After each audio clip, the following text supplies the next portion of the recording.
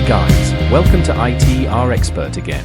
Today, for the ITRSXCEL course, we will work on exercise 4, applying font and number formatting.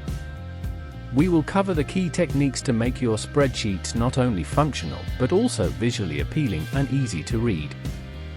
We'll start with font formatting, where you'll learn how to customize your text by changing fonts, adjusting sizes, and applying colors. We'll also show you how to use bold, italics, and underlining to emphasize important data. Also, we'll cover number formatting and how to present your numbers as currency, percentages, dates, and more, ensuring your data is clear and professionally displayed. You need to master these formatting tools to create engaging spreadsheets. I start with task 1 and give only an overview of the functionalities, as I want you to attempt the task on your own this time. First, we will use the options within the number group form the home ribbon. We need to format the numbers in column B, same as the numbers in column C, including some font formatting. Let's start. In C4, make it general, Arial 12, underline. In C5, use the increase decimal button to show 2 decimal, Calibri 10, italic. In C6, use the decrease decimal to show 9 decimal places. In C7, apply the comma style using the number group button. In C8, apply an accounting format using the number group button. In C10 and 11, use the custom format in the number group to choose a number format that shows 0 decimal places, commas as thousand separators, and negatives in red with a minus. Both cells fill color gray. In C13 and 14, apply percentage from number group button, Arial 12, bold. In C15, apply fraction format from the drop-down, Arial narrow 12 blue, scientific in C17. Then in C18, apply short date format again from the shortcut. In C19, apply long date format from the shortcut.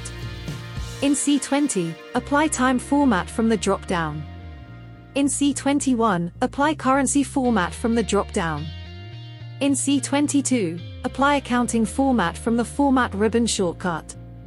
In C23, apply percentage format with 2 decimals from the format ribbon shortcut.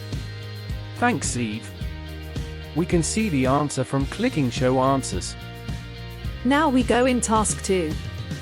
We need to format the table following the instructions and changing the zoom. To format this table neatly, apply the following changes. Title, change font to Calibri, size 16, bold.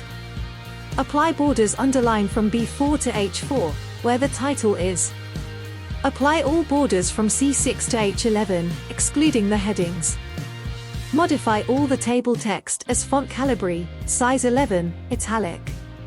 Select column C to column H. Resize the column width as 5.00 to 40 pixels. Change the zoom as 90%. When you finish, check your answers. Nice! I will take over for the other 2 tasks. In task 3, we need to reproduce the table in the picture, starting from B4. We also need to apply the following formatting. From column B to column H, width 15, 110 pixels. From row 2 to row 35, width 15, 20 pixels. All borders from B4 to H29. Gray cell fill from B4 to H4. Text Calibri, size 11, type normal. Enter the numbers in the cells and a line in the middle. By clicking on Show Answers, we can check our score. If you mastered all these tasks, you can attempt the stretching exercise, where you need to build the table suggested, but this time you will apply formatting as you like. Fantastic, Jay! So, let's recap. By mastering these formatting tools, you'll be able to create spreadsheets that are both informative and visually engaging, but also are easy for other people to work with. Amazing work again! Your Excel skills need to be excellent before we pass working on formulas. And there you go. Well done all. Don't forget to save your work. like this video, please hit the thumbs up. Subscribe to the channel and click the notification bell. Thank you.